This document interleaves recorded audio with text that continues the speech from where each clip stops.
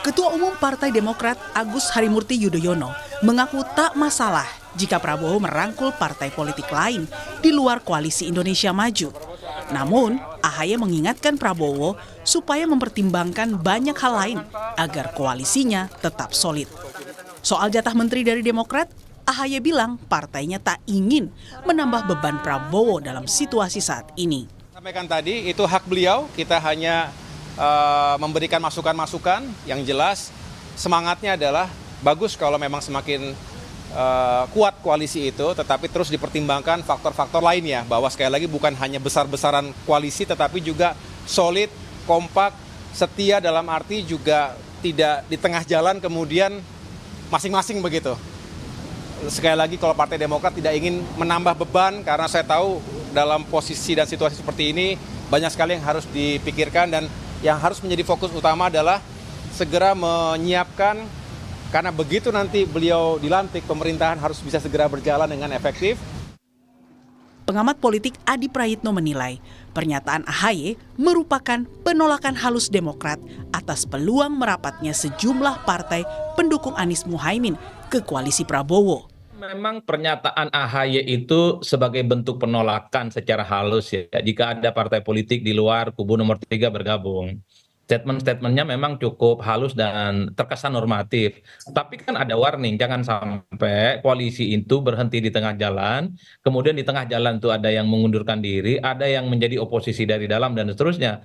Bagi saya itu adalah sebagai bentuk penolakan ya. Sementara, Wakil Ketua Umum Partai Golkar, Doli Kurnia Tanjung bilang, partainya tidak terganggu soal jatah menteri jika nantinya ada partai baru yang bergabung ke koalisi Prabowo Gibran. Makanya saya kira Pak Prabowo pasti sudah punya rumusan sendiri. Rumusan itu sudah muncul pembicaraan antara ketua umum partai politik, terutama yang di Koalisi Indonesia Maju. Jadi kalaupun kemudian nanti ada partai-partai politik lain yang masuk, tentu saya kira itu sudah ada kesepahaman antara Pak Prabowo dengan Ketua Umum Partai Golkar, Ketua Umum Partai PAN, Demokrat, punya rumusan, udah punya rumusan sendiri, dan komunikasi dengan partai politik terutama yang tergabung dalam Koalisi Maju, apalagi dengan Pak Erlangga juga udah sama-sama paham lah mereka itu. Jadi kami nggak akan merasa terganggu. Manuver Presiden terpilih Prabowo Subianto untuk merangkul partai-partai di luar Koalisi Indonesia Maju ditengarai untuk menjaga stabilitas politik pemerintahannya ke depan. Namun, koalisi pemerintahan gemuk juga tak mudah dikonsolidasikan karena semakin ragamnya kepentingan masing-masing partai politik. Tim Liputan Kompas TV. Sementara itu, saudara, politisi senior Partai Golkar sekaligus mantan wakil presiden atau wakil presiden ke-10 dan ke-12 Yusuf Kala memuji langkah presiden terpilih untuk merangkul elit dan partai politik usai gelaran Pilpres 2024. Namun, JK mengingatkan pentingnya partai politik yang berperan menjadi oposisi untuk mengontrol jalannya pemerintahan. Tapi bagaimana perlu juga ada posisi supaya ada mengoreksi, tapi perlu juga pemahaman. Seperti saya katakan, politik memang semua masalah, tapi kondisi masyarakat dan apa yang kita hadapi bisa lebih berat daripada masalah politik. Berarti mirip dengan caranya Pak Jokowi 2019 tuh Pak, menggait pemahaman politik. Iya, semua begitu. Memang semua pemerintah itu bagaimana mayoritas di DPR. Karena kalau tidak mayoritas, pemerintah juga tidak akan jalan mulus. Saudara, Ketua Umum Partai Demokrat Agus Harimurti Yudhoyono mendukung langkah Presiden terpilih Prabowo Subianto untuk merangkul partai politik di luar Koalisi Indonesia Maju. Namun, AHY mengingatkan pentingnya menjaga kesolidan koalisi. Apakah Partai Demokrat membaca gelagat merapatnya sejumlah partai baru ke Prabowo akan mengurangi jatah menteri partai politik anggota Koalisi Indonesia Maju? Sudah ada politisi Partai Demokrat, ada Bung Jansen Sitindaun, dan juga ada pengamat politik Mas Burhanuddin Muhtadi. Selamat siang atau selamat petang Bung Jansen dan juga Mas Burhan. Sore. Selamat petang untuk seluruh penonton Kompas TV. Iya, ini kan kalau kita melihat ya, Mas AHY bilang mewanti-wanti pembentukan koalisi ini jangan cuma besar, tapi nantinya yang dikhawatirkan adalah keropos begitu. Kenapa memang Partai Demokrat khawatir sekali jatah menterinya nanti bisa berkurang gitu, Bung Jansen? Oh enggak, itu dua hal berbeda. Kalau soal kabinet dan menteri-menteri ini, sebagaimana sudah disampaikan oleh Mas AHY, Ketua Umum kami, itu sudah 2 kali disampaikan. Yang pertama, 2-3 hari lalu ketika beliau menyampaikan pidato sebelum KPU menetapkan Pak Prabowo selaku presiden terpilih di DPP. Yang kedua yang di istana itu. Jadi kalau soal menteri itu sepenuhnya kita kembalikan ke Pak Prabowo lah, ya kan? Tapi kalau soal kesolidan, kekompakan dan kesetiaan begitu, ini penting memang. Tuh. Jadi harus harus setia dari awal sampai akhir begitu. Memang yang baru ini nggak setia dari awal berarti ya? Bukan, maknanya bukan itu. Kan pendukung dan pengusung awal Pak Prabowo kan sudah ada Golkar, PAN, Gerindra serta kami Demokrat itu. Untuk memperkuat pemerintahan Pak Prabowo di parlemen tentu kan beliau butuh tambahan. Itu realitasnya begitu, itu nggak bisa kita bantah itu. Betul. Itu dia. Tentu akan masuk nanti 2 atau 3 partai baru kan ke dalam pemerintahan Pak Prabowo besok, kabinet Kim jilid 3 begitulah dia. Yang ditekankan Mas AHY itu tadi. Jadi ya harus solid ya teman-teman yang baru masuk ini nanti, solid, kompak, setia, jangan nanti di tengah jalan berbeda lagi kan gitu. Ntar belok lagi kemana gitu ya? Ya persis. Jadi ini penting ditegaskan di awal ya, tanpa bermaksud kemudian menyampuri, karena kami sebelumnya sudah menyerahkan soal menteri-menteri ini kepada Pak Prabowo. Beliau jam terbang politiknya sudah sangat tinggi lah. Plus kebutuhan apa yang harus ada dalam kabinet besok beliau juga sudah tahu, serta pengusungnya ini tadi yang awal-awal ini, partai awal-awal ini, pendukung awal Golkar, PAN, Demokrat, Gerindra, beliau juga sudah tahu menteri apa yang cocok untuk 4 partai ini, jumlahnya berapa, portofolionya bagaimana, beliau juga sudah tahu kan. Jadi kami tidak masuk ke soal itu, kami hanya ingin menekankan sebagaimana disampaikan Mas AHY tadi, ya kalau besok teman-teman baru masuk ya ayo kita solid, ya ayo kita kompak, ayo kita setia, jangan lagi berkepala 2, berkepala 3 begitu. Total kita mendukung pemerintahan Pak Prabowo begitu. Karena kan programnya banyak itu kan. Jadi harus solid begitu ya, jangan sampai kemudian ada keraguan ketika berjalannya pemerintahan. Apakah kemudian Mas AHY ini ada keraguan atau kemudian trauma gitu masa lalu antara Nasdem dan juga Partai Demokrat begitu, Bung Jansen? Enggak ada. Politik ini kan biasa aja, itu yang lalu kan sudah berlalu itu. Ya walaupun tentu ya saya ini pendapat saya selaku kader ya, kita maafkan tapi kan belum tentu kita lupakan begitu. Tapi sekali lagi kan kita bersatu di bawah pemerintahan Pak Prabowo kan. Tentu kepala negara, kepala pemerintahannya, pimpinan ya dari koalisi ini kan Pak Prabowo begitu. Jadi Pak Prabowo nanti yang ngatur kita semua begitu. Itu dia. Jadi harus solid aja, harus kompak begitu. Jangan ular berkepala 2, berkepala 3 lagi besok. Plus tolong teman-teman yang baru begitu baca program-program Pak Prabowo kemarin begitu. Kan ada cukup banyak tuh, ada 10 program prioritas yang ingin dikerjakan tuh. Semoga kita punya pemahaman yang sama untuk kemudian mensukseskan 10 program itu begitu. Sehingga kemudian 1-2 tahun pertama pemerintahan Pak Prabowo ini hasilnya sudah bisa terasa kan. Janji-janji Pak Prabowo itu sudah bisa ditunaikan ke para pemilih begitu. Mas Burhan, Anda menangkapnya seperti apa pernyataan dari Mas AHY ini? Jangan sampai kemudian koalisi ini hanya besar tapi keropos di dalam. Apakah ini Anda membacanya bentuk dari penolakan secara halus atau keraguan-raguan begitu dengan adanya Nasdem dan juga PKB masuk ke koalisi Prabowo Gibran, Mas Burhan? Yang pertama tentu mengingatkan ya bahwa konstruksi koalisi tidak hanya mengandalkan pada jumlah atau size, tetapi juga pada soliditas. Kalau misalnya jumlahnya besar tetapi keropos, itu secara politik juga tidak positif kan buat pemerintahan Prabowo Gibran nanti. Karena bagaimanapun konstruksi koalisi selain minimum itu jumlahnya tidak boleh kurang dari 50%, tetapi mereka harus solid, sami nawatoknah terhadap keputusan koalisi. Anda membacanya Mas AHY ini masih ragu dengan antara Nasdem dan juga PKB ini bakal solid sampai nanti 5 tahun mendatang? tentu tidak bisa disalahkan ya kalau ada pihak yang membaca atau mengasumsikan seperti itu, apalagi kita tahu bahwa Nasdem pernah punya pengalaman dengan Partai Demokrat terkait dengan koalisi perubahan, yang gagal untuk memutuskan mendukung Mas Anies untuk digandeng bersama Mas AHY, dan kita tahu aktornya adalah Surya Paloh yang saat itu kemudian menggandeng PKB sebagai mitra koalisi barunya. Jadi tidak bisa disalahkan, tetapi lagi-lagi substansinya itu benar apa yang disampaikan oleh Mas AHY. Jadi kita menghadapi situasi di mana pengalaman atau tafsiran semacam itu pernah kejadian pada masa pemerintahan Pak SBY pada saat Anda itu membacanya Golkar masih dan ada PKS. trauma itu yang kemudian dikatakan Bung Jansen memaafkan iya tapi tidak tentu serta-merta bisa melupakan begitu. Kalau misalnya ditafsirkan ada trauma bisa saja Adisti, tetapi ini kan pengalaman empirik.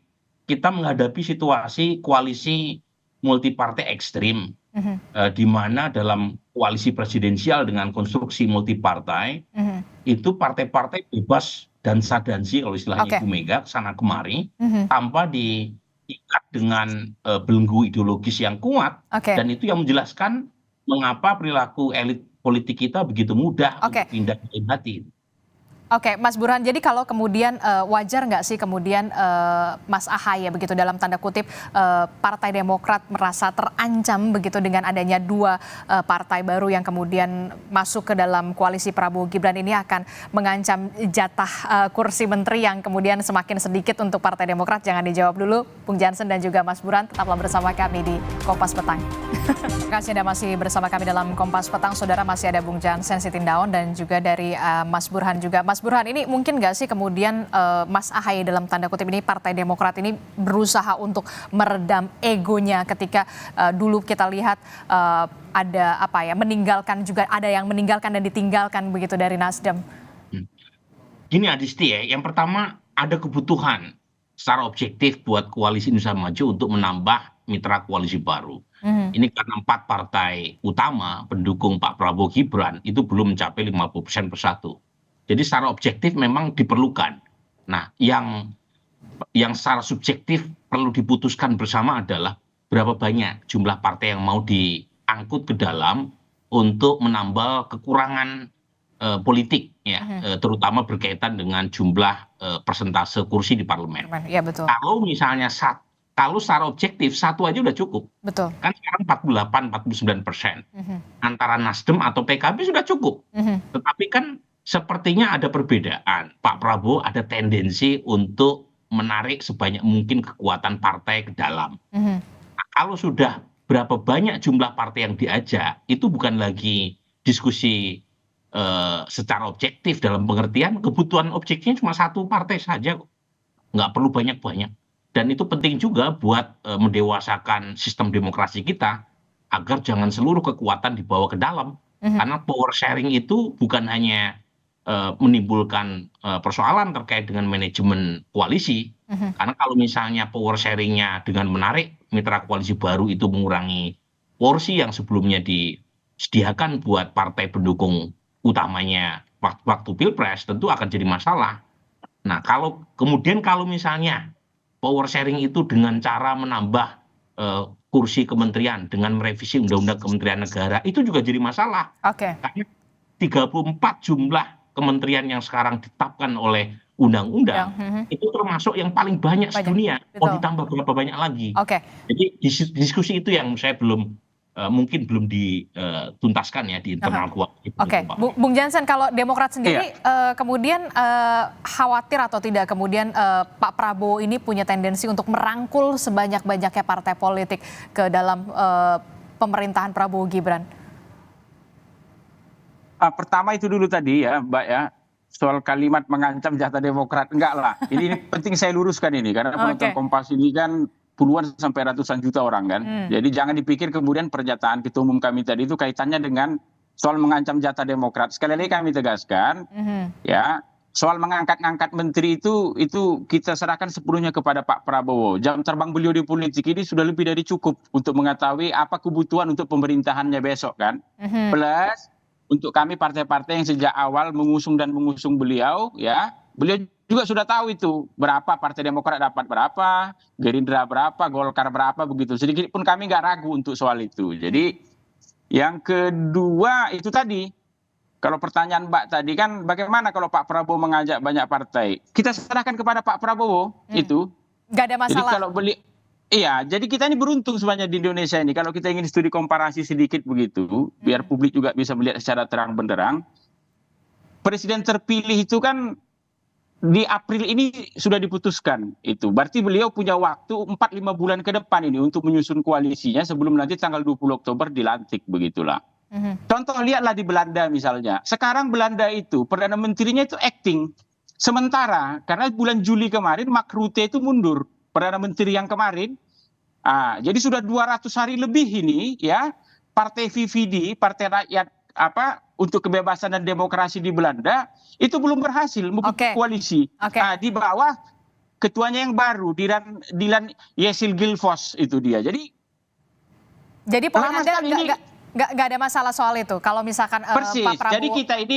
Jadi kita ini beruntung secara timeline kita begitu. Kan ada orang mengatakan, kok aneh demokrasi kita ini ya, presiden udah ditetapkan di bulan April contoh seperti saat ini ya, sudah diputuskan baru dilantik 5-6 bulan lagi. Malahan ini bagus untuk demokrasi kita karena presiden terpilih itu punya kesempatan untuk menyusun koalisinya, termasuk untuk menyusun kabinetnya. Sehingga nanti ketika tanggal 20 Oktober dia dilantik, itu udah langsung bisa jalan begitu. Coba bandingkan misalnya dengan negara lain. Di Denmark kemarin juga begitu. Hampir 250 hari. Itu kabinet nggak bisa dibentuk, pemerintahan nggak bisa dibentuk begitu dia. Itu makanya mari kita dukung Pak Prabowo begitu. Apapun yang beliau lakukan hari ini, Partai Demokrat sepenuhnya mendukung begitu. Penting tanggal 20 Oktober nanti Pak Prabowo dilantik dia siang begitu, besoknya sudah bisa langsung kerja untuk Indonesia gitu. Tapi Anda nggak Partai Demokrat kemudian tidak merasa takut begitu jatah kursinya juga kemudian terbagi begitu dari Nasdem dan juga PKB. Kalau kita lihat kan PKB itu sudah menempati posisi Menteri Agama, Menteri Tenaga Kerja, sementara untuk dari Nasdem itu biasanya di Menkominfo begitu. Itu saya katakan tadi kan ini kan ada 4 partai yang sejak awal mengusung Pak Prabowo. Itu dia. Bukan ingin membedakan dengan partai lain lah. Jadi kalau ibarat saham ini, saham kami di sini ini blue chip lah ini saham tertinggi lah ini. Kalau ibarat di dunia usaha begitu, kami ini adalah kreditor preferen, bukan konkuren begitu dia. Itu makanya selaku partai pendukung utama Pak Prabowo sejak awal, kami mendukung apa yang beliau lakukan sekarang begitu, tanpa perlu takut kemudian seperti bahasa media hari ini, ini akan mengancam jatah Demokrat, jatah Golkar, jatah Gerindra, jatah PAN dan lain-lain begitu. Jauh pikiran kami dari itu. Kami sepenuhnya sudah tahu Pak Prabowo akan buat apa yang terbaik begitu dia. Mas Burhan, Anda melihat ada kekhawatiran nggak ketika nanti Pak Prabowo kemudian merangkul selain Nasdem dan juga PKB? Begini ya, lagi-lagi dalam politik itu ada semacam konsensus yang dipegang oleh para elit. Misalnya dalam konteks power sharing. Pertama ukurannya adalah saham atau iuran elektoral yang dikeluarkan oleh masing-masing partai dalam mendukung capres cawapres terpilih. Ukurannya apakah mereka terlibat dari awal dalam proses pembentukan koalisi pilpres. Karena kan ada juga partai yang bergabung setelah pilpres selesai, setelah 100% tahu capres yang mereka usung kalah. Dan itu pengalaman sejak menit pertama pilpres dilakukan tahun 2004 ya. Yang kedua, itu ukurannya adalah berapa jumlah kursi yang dimiliki oleh masing-masing partai pendukung pemerintah. Itu bagian dari semacam kearifan para elit untuk menghitung berapa banyak kursi yang diperoleh proporsional sesuai dengan kekuatan mereka di parlemen. Karena begini, karena dalam konteks setelah pilpres, itu kan bukan semata-mata pilpres, bukan semata-mata winning the election, karena itu sudah selesai, tapi proses governability. Jadi governability itu relasi eksekutif dengan legislatif penting. Jadi kalau misalnya partai tadi punya kursi banyak di parlemen, itu biasanya juga disesuaikan dengan akomodasi proporsional dengan jumlah kekuatan. Oke, jadi harus proporsional begitu, dan kita yakin kemudian soal kursi menteri siapa-siapa saja yang kemudian ada di posisi itu adalah hak prerogatif dari presiden. Terima kasih Mas Burhan, Bung Jansen dari Partai Demokrat telah bergabung bersama kami di Kompas Petang. Sehat-sehat selalu, Bapak-bapak. Terima kasih. Ya, hidup